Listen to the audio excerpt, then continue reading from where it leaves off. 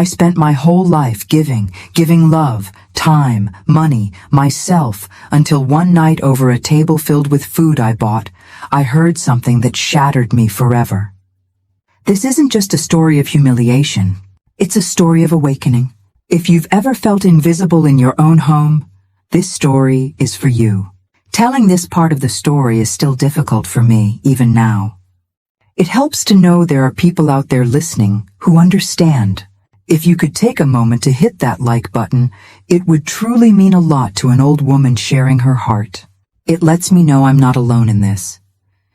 I still remember the clink of crystal glasses, the low hum of jazz music floating through the house I paid for, the smell of the roast chicken I had seasoned that morning, slow cooking while I ran errands for a dinner I wasn't even supposed to be part of. But I was there because Olivia had forgotten to tell me her parents were coming over again, and the house needed to look perfect again. I should have known better than to stay. I should have known what was coming the moment her mother looked at me with those half-curious, half-condescending eyes, and asked, "And you are?" Olivia didn't miss a beat. "Oh," she said, laughing like it was the funniest thing in the world. "That's Margaret, our unofficial maid, keeps the house running." Everyone laughed, even my son. I just stood there holding the empty wine bottle I had brought up from the basement. I smiled politely as if I didn't feel the floor disappear beneath my feet, as if my heart wasn't crumbling piece by piece. I excused myself, set the bottle on the counter, and walked slowly to my bedroom. They kept laughing behind me. Not one of them, not my own son, bothered to correct her, to say, "That's my mother," to say anything. That night I didn't sleep. I sat on the edge of my bed, staring at the door I'd painted myself years ago when we first moved in. I remembered the day I signed those mortgage papers. My name, my credit, my down payment. Ethan had just graduated college. Olivia wasn't even in the picture yet. They had nothing. I gave them everything. And now I was the maid. The next morning, I made coffee like I always did.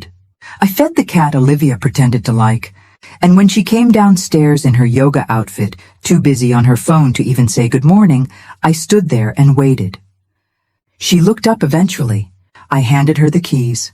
All of them. The front door, the back, the garage, the mailbox. "What's this?" she asked, her manicured brow furrowed. I smiled. "Good luck paying the mortgage now." She blinked. "What?"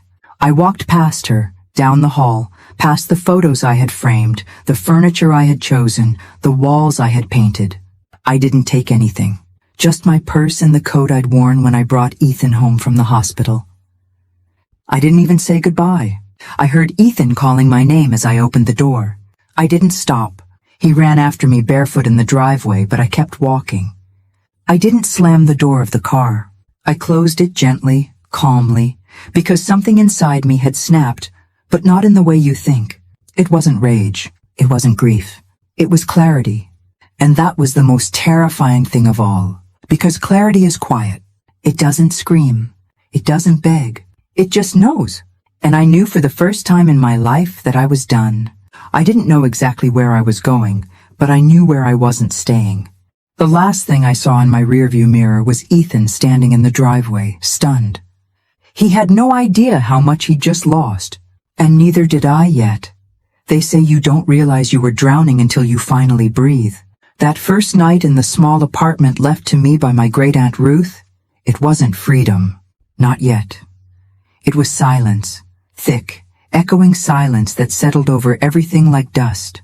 The apartment smelled like time, old floorboards, yellowed wallpaper, a heater that groaned like it had seen better decades. I dropped my bag on the kitchen table and stood there, unsure if I was supposed to cry or laugh. I did neither. I just stood staring at the chipped tiles, remembering the home I had just walked away from. But it wasn't a home anymore. Not for me. Over the next few days, I moved like a ghost. I slept on the couch because the bed frame in the bedroom was broken. I ate peanut butter sandwiches and microwaved soup. I didn't call anyone. Not because I had no one, but because no one had called me. Ethan didn't text, didn't email, not a single word. I suppose Olivia had told him not to. Or maybe worse, Maybe he just didn't care. I kept thinking about that dinner, about the way they laughed, about the way he laughed. I raised that boy alone after my ex-husband left. I gave up my career, my plans, myself. I cleaned motel rooms at night and stocked groceries at dawn just to keep a roof over our heads. And when my parents passed and left me that insurance money, I used it all to buy a house, a home. I never asked for rent, never made him pay a dime. And somehow, in Olivia's version of the world, I had become the help. I started writing at night, in old spiral notebooks, the kind I used to buy for Ethan in middle school. I filled page after page, not for anyone to read, just for me. I wrote things I had never said out loud. About how I used to stand in the kitchen and wait for him to say thank you. About how I'd cry in the garage when they'd go out to dinner and not invite me. About how I pretended to be asleep so I wouldn't hear them mocking my TV shows in the living room I paid for. And then one day, while looking for a light bulb in the upstairs storage closet, I found the old metal trunk Ruth used to keep under her sewing machine. Heavy, rusted. I pried it open, expecting thread and buttons. Instead, I found envelopes, dozens of them, and one in particular that changed everything.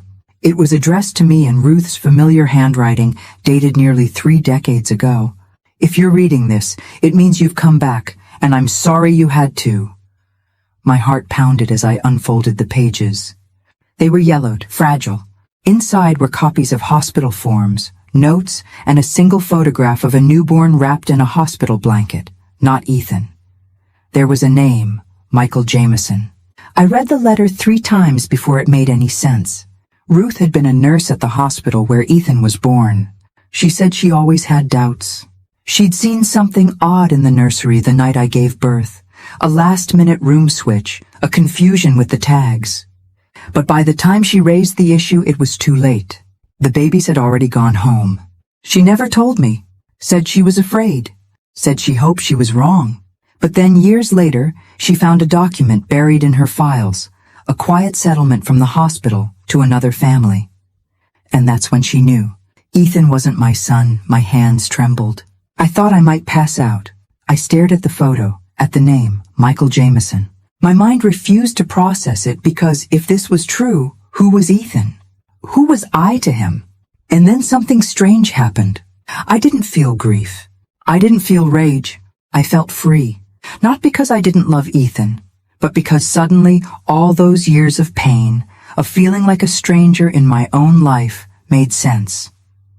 Maybe that coldness I always felt from him, maybe it wasn't imagined. Maybe he always felt like a stranger. And maybe I wasn't crazy after all. I spent the rest of the night reading every paper in that trunk. Ruth had kept it all. DNA reports, affidavits, a small article about the Jameson family, successful, educated, local, and still living in the same town. My real son had been here all along, growing up just a few miles away. I folded the letters back carefully, placed them in a new envelope, and put them in my nightstand drawer. Then I looked at myself in the mirror for a long, long time. I didn't recognize the woman looking back at me. But for the first time in a long time, I wasn't ashamed of her. She was broken, yes, but she was waking up. And the world had no idea what that meant yet. There's a kind of silence that doesn't feel peaceful. It feels punishing. That was the kind of silence I lived in for weeks after reading Aunt Ruth's letter. I didn't know what to do with the information. I carried it inside me like a live wire, dangerous to touch, impossible to ignore. I didn't reach out to Ethan. I didn't go looking for Michael. I just existed. Each day, I woke up, made a single cup of coffee, stared out the dusty kitchen window, and tried to understand who I was now. The Margaret who raised Ethan wasn't the same woman who read those letters. That Margaret was a mother, a wife once, a caregiver, a giver of everything. But who was I without that identity? One evening, the heater went out in the apartment. I lit a candle and bundled myself in blankets, curling up on the couch with the hospital files in my lap. I must have read them 100 times. Every line, every signature, every timestamp, it all checked out. It was real. My real son, Michael Jameson, was born on the same night as Ethan. in the same wing in a hospital that would later settle quietly with another family, hoping the truth would never surface. Ruth had made copies of everything before she passed. She left me the pieces of a truth that had been stolen from me.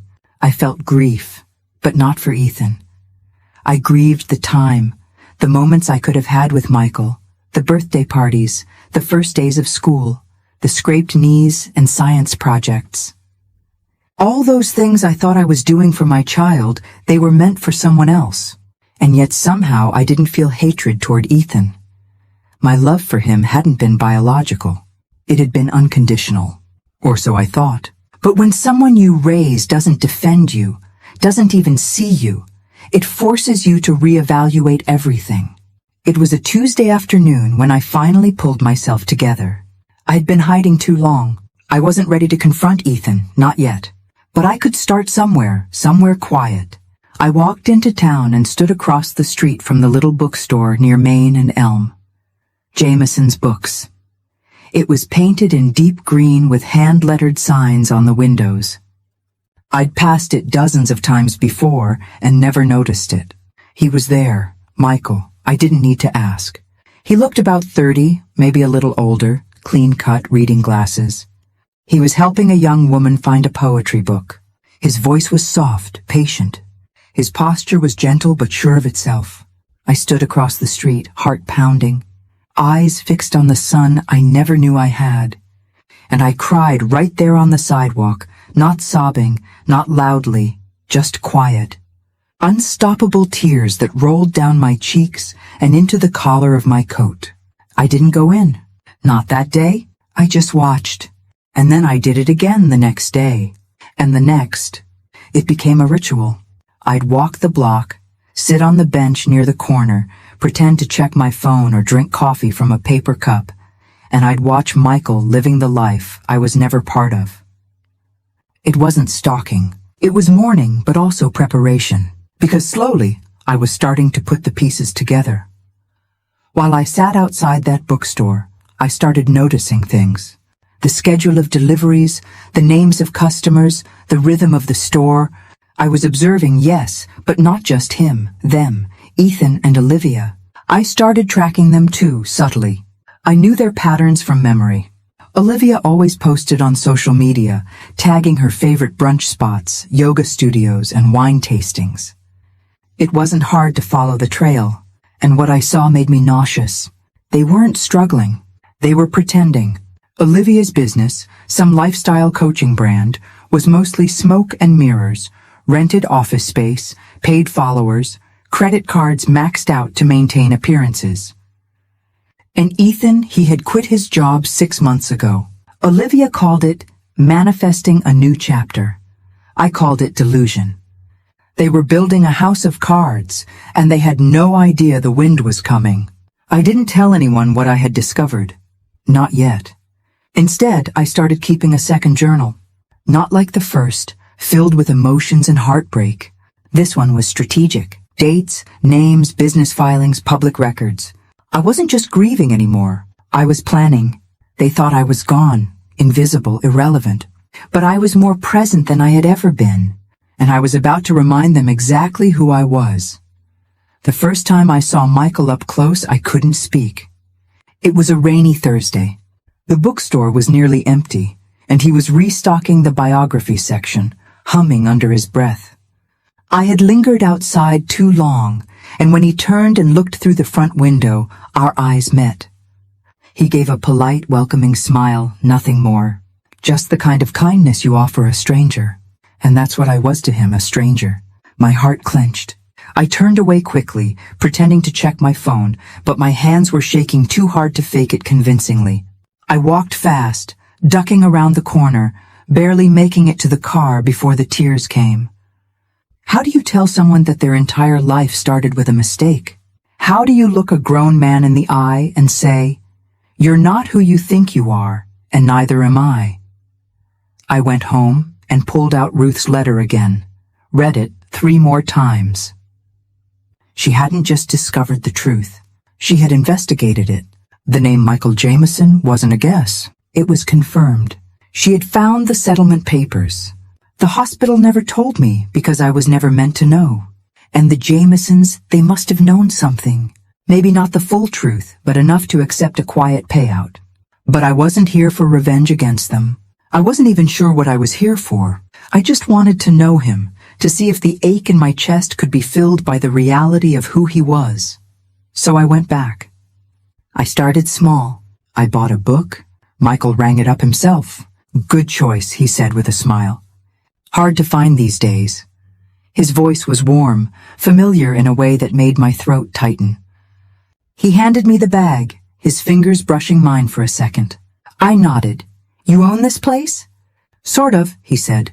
My parents helped me get started. They're retired now, so I keep busy here. Of course they helped. Of course he had support. Not like Ethan, who'd had nothing but my blood, sweat, and sacrifice, and who had turned around and offered me up as a joke. Michael had parents, but not me, and Ethan had me, but never wanted what I gave. The universe had scrambled the puzzle and left us all bleeding over the wrong pieces. I started visiting the bookstore every few days, casual. Sometimes I bought a novel, sometimes just browsed. Michael began to recognize me. He'd say, "Back again," with that easy smile. We made small talk. Weather, books, local events. I never told him my name, not yet. It wasn't time. Meanwhile, back in the shadows of my old life, things were shifting. Ethan sent me one message, a text that said, "Mom, are you okay?" Nothing more. After 3 weeks of silence, that's what I got. I didn't reply. I had nothing left to say, but I started looking deeper into their world. I pulled up the deed to the house. It was still in my name. Olivia had tried to refinance without my permission. Denied. She couldn't afford the mortgage. Ethan had no income. I could have evicted them on the spot, but that would have been too easy. No. I needed them to feel the slow unraveling, the fear, the realization that the foundation they stood on wasn't just fragile. It belonged to someone else entirely. Me. Every night I wrote. My new journal was meticulous. Every receipt, every conversation, every time Michael mentioned a hobby, a favorite author, a childhood memory, I wrote it down, not to use against him, but to understand the son I never got to raise. And in between the lines, I began to see the truth more clearly than I ever had before. Ethan didn't treat me poorly because he was switched at birth. He treated me poorly because he chose to, because Olivia gave him permission to, because somewhere along the line, he stopped seeing me as someone to respect and started seeing me as someone to dismiss. But Michael, he didn't know me at all. And yet he treated me with more kindness in 5 minutes than Ethan had in 5 years. I wasn't ready to tell him. Not yet, but I was close. And when the time came, I wouldn't just tell him who I was. I would tell him everything. About the hospital, about the switch, about the life that was stolen from us both. But first, I had to finish watching the collapse of the life I had already left behind. Because once the final piece fell, I wouldn't be looking back. I never planned to become a shadow in my own story. But sometimes the only way to see people clearly is to step out of the light. After that day in the bookstore, things shifted inside me. Not suddenly, but like a slow sunrise creeping across a frozen field. Quiet, inescapable. I didn't rush anything. I wasn't just trying to reconnect with a son I never knew. I was trying to reclaim myself. I began walking a little taller, speaking a little stronger. I bought a second-hand laptop and began typing my notes into files, evidence, timelines, names. This wasn't a diary anymore. It was strategy, survival. And one thing became crystal clear. Ethan and Olivia's world was held together by duct tape and lies. The house they lived in, my house, was still under my name. Olivia's lifestyle business, Olivia Ascends, was a fabricated empire. Fake clients, fake testimonials. She'd built a brand on buzzwords and filters, selling personal growth advice while driving a leased luxury car she couldn't afford.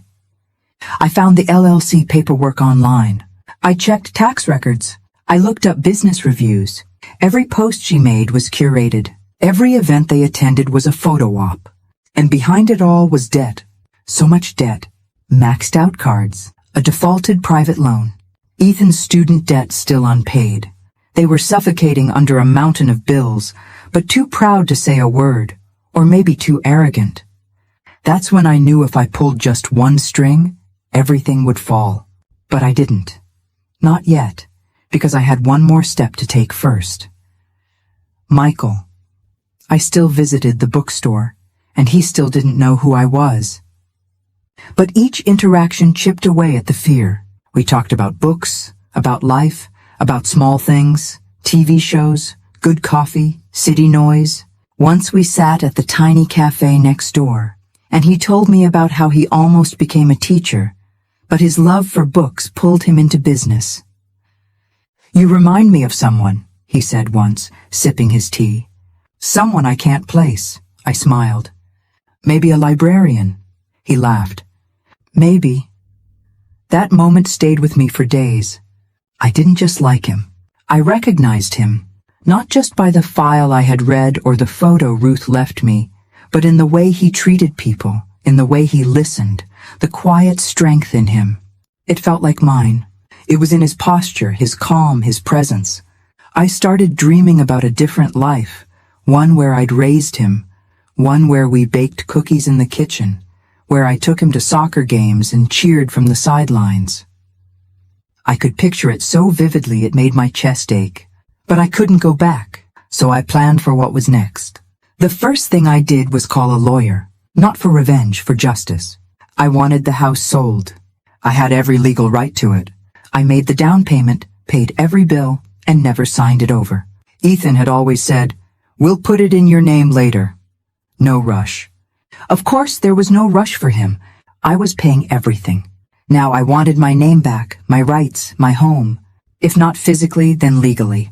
I met with an attorney downtown, a woman about my age, sharp and direct. She listened without judgment. When I told her what happened, she nodded slowly and said, "We'll file the motion this week." I signed the papers with a steady hand. That evening, I walked past the house. The porch light was on. Olivia was sitting on the swing, scrolling on her phone, glass of wine in hand. Inside, Ethan was on the couch, playing video games. Their lives were running on autopilot. No idea that the ground beneath them was already shifting. It wasn't about punishing them. It was about restoring balance. And when the house sold, they would feel what I had felt for years, powerless. And maybe, just maybe, they'd understand what it meant to be discarded. I didn't slam doors. I didn't scream. I just watched, waited, and walked away. The first domino had fallen, and none of them even knew it yet. I've always believed that silence is stronger than noise, that true strength isn't in how loud you fight, but in how deeply you know you're right. The day the official notice went out to Ethan and Olivia, I was sitting at a cafe near the courthouse, stirring honey into my tea with a calm I hadn't felt in years. My lawyer said they'd receive it by 10 a.m. At 10:15 sharp, my phone buzzed. Ethan. I stared at the screen until it stopped ringing. Then I turned it over and let the silence speak for me. It wasn't that I didn't want to hear his voice.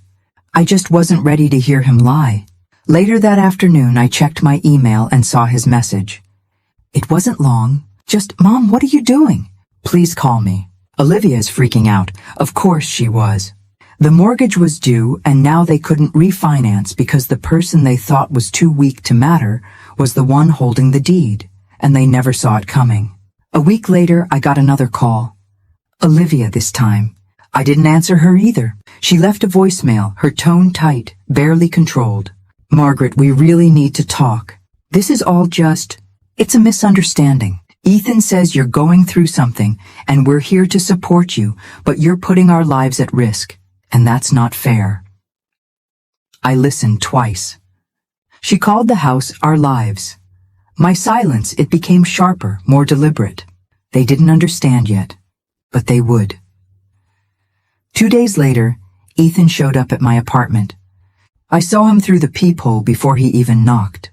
Hair uncombed, dark circles under his eyes, a man unraveling. I didn't open the door. He stood there for a long time. Knocked once, then again, then said, "Mom, Please don't do this. I stood on the other side, my hand on the knob, but I didn't turn it. I let him sit in the discomfort of being unheard, just like I had for years. The following week, my lawyer finalized the paperwork to list the house. I would get the full profit, every cent. Legally, ethically, emotionally, all of it was mine. Olivia tried to fight it. She claimed contribution of value. My lawyer smiled and said, "Let's see her prove it in court." She couldn't because she never invested in anything but appearances. And now those were crumbling, one filter at a time. Word got out. Olivia's parents stopped commenting on her social media posts. Clients began backing out. She made a video trying to explain the unfairness of generational property law. People saw through it. And I didn't post a thing. I just kept showing up at Michael's bookstore. We had coffee again, talked about an old novel we both loved. He recommended a memoir to me. "It's about grief," he said, "but also forgiveness." I nodded, swallowing the lump in my throat. "I think you'd like it," he added. Maybe I would, but not yet. I wasn't done grieving or forgiving. At home, I began boxing up old photos, pictures of Ethan as a baby, school portraits, birthday parties where I did all the work and none of the credit. I didn't throw them out, but I put them away, because the woman who had spent her life giving everything was gone. And the woman who took her place, she wasn't angry. She was awake. The papers were signed. The house was going on the market. And somewhere inside that green bookstore across town, my real son laughed at something a customer said, completely unaware that his life was about to change too. Because not all losses are tragedies. Some of them are beginnings in disguise. I used to think heartbreak came in one big blow, like a car crash or a door slamming shut. But it's not like that. Not always. Sometimes it comes slowly, like water leaking through a roof, drip by drip, until one day the whole ceiling collapses. And Ethan, he was finally standing under the flood. The news had reached him by then. The house was officially listed. The mask Olivia wore had crumbled, her business exposed, her reputation unraveling, and with nowhere else to point the blame, Ethan did what he always did. He came running to me. I heard the knock before I saw him. It was a quiet afternoon. I was just finishing a cup of tea when the sound echoed through the apartment. 3 soft raps, hesitant, like the knock of someone who didn't know if he'd be welcomed or slammed. I opened the door slowly. He looked like he hadn't slept in days, unshaven, thinner than I remembered, shirt wrinkled like he pulled it off the floor. "Mom," he said, voice cracked. "Can I come in?" I didn't answer, just stepped aside. He walked in and stood in the middle of the room like he didn't know what to do with his body. For a long time, neither of us spoke. Finally, he broke. "Why are you doing this?" he asked. "To us?" I almost laughed. "Us?" As if there had been an us in years. I sat down in the armchair across from him, calm, composed. "I'm not doing anything to you, Ethan. I'm doing something for me." His jaw clenched. "You're selling the house, my house. I grew up there. And you gave it away," I said, my voice low. "You let your wife turn me into your maid. You watched it happen. You laughed. You never even apologized." He didn't deny it, just looked at the floor. "I thought you were just being dramatic," he mumbled. "I didn't know it hurt you like that." I stared at him. "That's the problem, Ethan. You never bothered to know what hurt me. You just assumed I'd always be there, cleaning up after you, paying your bills, nodding along while you let that woman chip away at who I was." He flinched. "Olivia's not who I thought she was." "That's not news to me." He finally looked up at me. His eyes were glassy now. "I lost everything." I didn't blink. "No, you gave it away." Silence stretched between us. "I miss you," he whispered. I sat up straighter. "I raised you," I said. "Fed you, clothed you, sacrificed for you, and you let me be humiliated in the house I bought." His lip trembled. "I thought she was helping me. I thought we were building something." "You built a lie," I said. "And now it's falling apart." He stood then, pacing the room. "So that's it? You just walk away?" I got up, walked over to the drawer by the kitchen, and pulled out the envelope Ruth left me. I held it in my hands. "I'm going to tell you something now," I said. "And I need you to listen. Really listen." He nodded, confused.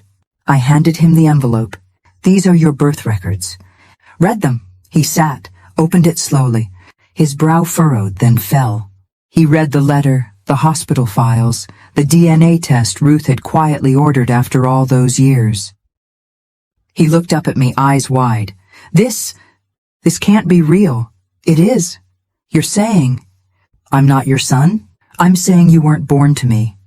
But I raised you as if you were. I gave you every piece of me, even when you didn't want it." He went pale. "So who's your real son?" I didn't answer. He sat there, shell-shocked, mouth open, pages trembling in his hands. "I don't know who I am anymore," he whispered. "Now you know how I felt," I said. "For years." He didn't cry. Not really. But something in him broke, and I saw it happen. Not with anger, not with satisfaction, just peace. Because I finally said what needed to be said. I walked him to the door. He turned, eyes pleading. "Can we fix this?" I met his gaze. "I don't know," I said. "But it's not my job to try anymore." And I closed the door gently behind him, not with spite, but with finality. Because for the first time in my life, I wasn't the one holding it open. It took me 3 days to decide how I was going to do it. I practiced the conversation in front of the mirror, in my car, even in line at the grocery store with my hand clutched around a basket of oranges, whispering lines I could barely finish. "I'm your mother. There was a mistake. You've lived a life that wasn't meant to be yours. And so have I. But nothing sounded right. Because how do you drop a truth like that into someone's life and expect them to survive the impact?" Still, I had to try. Michael was in the bookstore like always. The light inside fell through the windows in golden beams, softening the shelves and scattering shadows across the hardwood floor. It felt like a sacred space, a place where truth belonged. When he looked up and smiled, I almost turned around and walked away, but I didn't. "Hey," he said. "You came at the right time. We just got a new batch of rare poetry editions." I swallowed the lump in my throat. "Actually," I said, "I came to talk." He studied me for a second, sensing something in my voice. "Sure, come on back." He led me through a side door to a tiny break room, a kettle on the counter, a mismatched couch, a chipped table. Real life, no filters. We sat. "I've been coming here for a reason," I started, twisting my hands together. "I figured," he said softly. "You have? You're not exactly here for the books." I gave a small, sad laugh. "No, I'm not." Then I took out the envelope, Ruth's letter, the birth records, the DNA proof, and set it on the table between us. "What's this?" he asked, cautious. "Something that's going to change everything." He looked at me, waiting. 30-some years ago," I said, my voice breaking, "there was a mistake at the hospital. 2 babies switched at birth." His eyebrows drew in, confusion blooming across his face. "My son," I said, "was given to another family." He went very still. "And theirs was given to me." He didn't say anything for a long moment. "I raised him," I continued, "loved him with everything I had, but he didn't love me back. Not really." His eyes searched mine, slowly connecting pieces I wasn't saying aloud. "You think I know you are." He looked down at the envelope, picked it up with trembling hands. Inside were the documents, the timeline, the explanation, Ruth's letter with her quiet confession. He read in silence, every second stretched into forever. When he finished, he didn't look at me right away, just set the papers down, his fingers still resting on the edges like he needed to hold on to something. "This is a lot," he finally said. "I know. And you're Margaret?" "Yes." He looked up, his eyes glassy. "I don't feel anything." "Not yet. You don't have to," I said. "I'm not here to ask for a place in your life. I wanted you to know. I needed you to know." He nodded slowly. "Why now?" Because I couldn't live with the silence anymore. Because the truth deserved to breathe. He leaned back, exhaling hard. I have parents. They raised me well. I know. I love them. I would never ask you not to. We sat in that tiny room surrounded by books and the scent of old paper and peppermint tea. And I felt something I hadn't in years, relief. Not joy, not closure, but the freedom of no longer carrying something so heavy alone. He stood after a while, pacing slowly. I don't know what to do with this, he said honestly. I don't either, but I don't hate you. Tears filled my eyes. That's more than I expected. He turned to face me again. You didn't have to come, but you did. I didn't know how not to, I said. He nodded again, a quiet understanding settling between us. Can we take it slow? He asked. I don't want to make this something it's not. I wouldn't ask for anything else. He gave me a faint, fragile smile. You want to stay for tea? I smiled back. I'd love to. We didn't talk about the files again that afternoon. We talked about books and weather and how he hated the sound of wind chimes, but loved the rain. And though the past still sat between us, unopened and raw, we had started something. Not a relationship, not yet, but maybe, just maybe, a beginning. By the time autumn rolled in, the leaves weren't the only things changing. The house sold faster than expected. I got the full asking price, more than I imagined. Ethan and Olivia had to vacate within 30 days. No extensions, no renegotiations. I didn't evict them out of anger. I evicted them out of necessity because that house had been my prison for too long. And watching them pack up their curated life box by box, knowing every pillow, plant, and designer trinket had been bought on borrowed time, it felt like watching a theater set being dismantled. The play was over, the illusion gone. The day the moving truck came, I drove past. I didn't stop.